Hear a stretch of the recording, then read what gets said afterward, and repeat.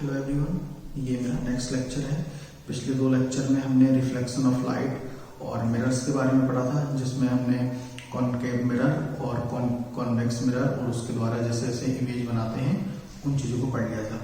आज इस लेक्चर में हम लोग मिरर फॉर्मूला और मैग्निफिकेशन को पढ़ेंगे। पहले हम ये देखेंगे कि मिरर फॉर्मूला होता क्या है और उसका डेरिवेशन क्या है। तो सबसे पहले हम यहाँ पर चलते हैं मिरर फॉर्मूला से। मिरर फॉर्मूला होता है 1/f = 1/v + 1/u।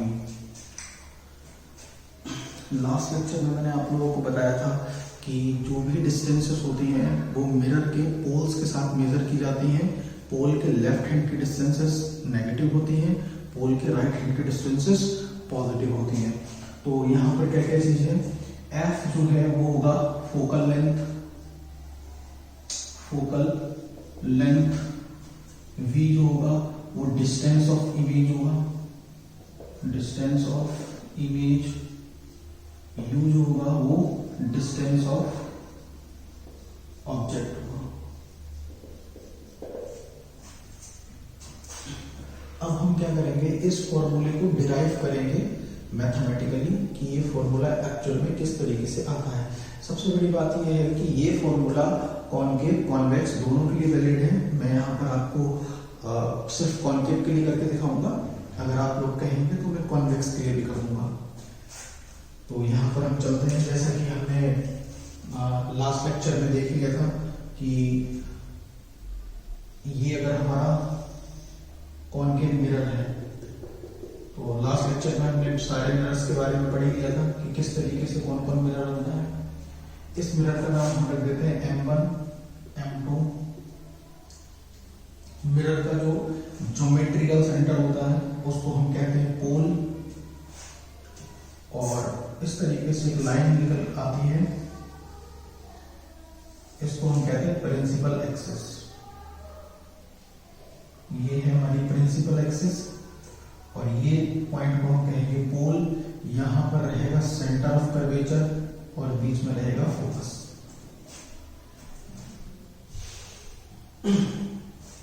अब क्या करते हैं, यहां पर हमने ऑब्जेक्ट को पुट कर रखा है। ये है हमारा ऑब्जेक्ट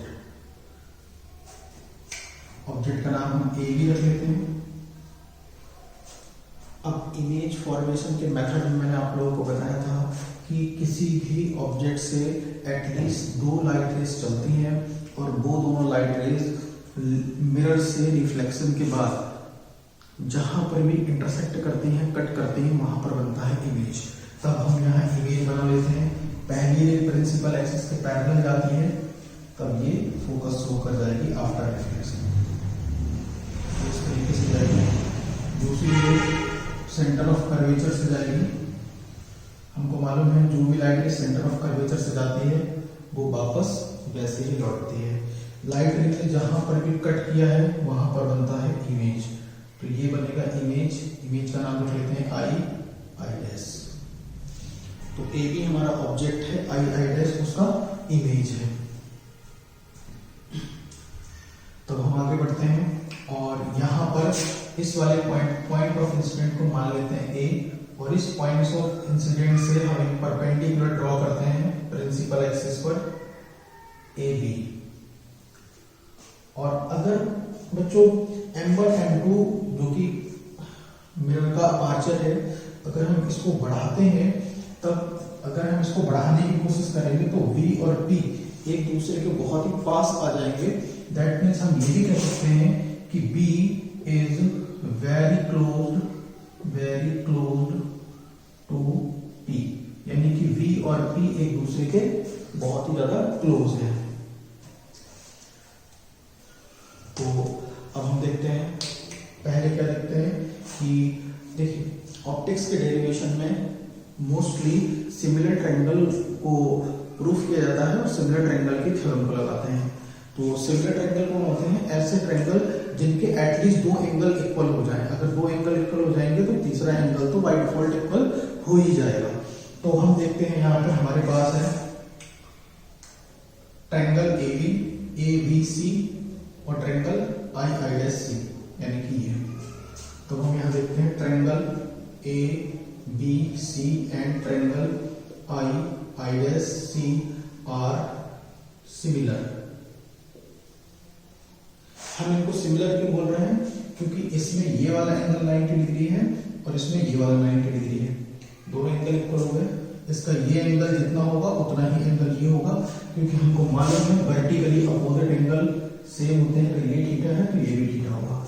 ये वाला एंगल जितना होगा उतना ही एंगल ये होगा, ये एंगल जितना है उतना ही एंगल ये है। तो हमारा ABC और II सिमिलर ट्रायंगल है। और सिमिलर ट्रायंगल की जो थ्योरम होती है वो होती है perpendicular upon perpendicular equal to base upon base. तो इसका दैट मींस सिमिलर ट्रायंगल की जो साइड्स होती हैं वो रेशियो में रहती हैं, रेशनल साइड्स होती हैं। इसका परपेंडिकुलर है AB और इसका परपेंडिकुलर है II। इसका बेस है AC और इसका है CI। इसको इक्वेशन 1 बोल लेते हैं। अगर सेम वे में देखेंगे आप तो ऐसा करते हैं, इसका नाम चेंज कर लेते हैं, इसका नाम कुछ और रख लेते हैं, इसका रख लेते हैं XY। तब यहां पर क्या हो जाएगा, I is very close to B। तब यहां पर देखेंगे triangle XYF and triangle IIF are also similar। Same thing है यहाँ पर भी, ये एंगल 90 डिग्री है और इसमें ये एंगल 90 डिग्री है। जितना एंगल ये होगा उतना ही एंगल ये होगा, इसीलिए ये दोनों सिमिलर ट्रायंगल है। और सेम थ्योरम लगाएंगे तो क्या हो जाएगी, XY upon II equal to FY upon IF। अगर हम यहाँ इससे देखते हैं तो ये जो लाइट रे है ये प्रिंसिपल एक्सिस के पैरेलल में है, तो जितनी डिस्टेंस ये भी होगी उतनी ही डिस्टेंस XY भी होगी। तब यहां से हम क्या बोल सकते हैं, XY equal to AB putting, यानी कि ये दोनों वैल्यूज आपस में इक्वल हो जाएंगी।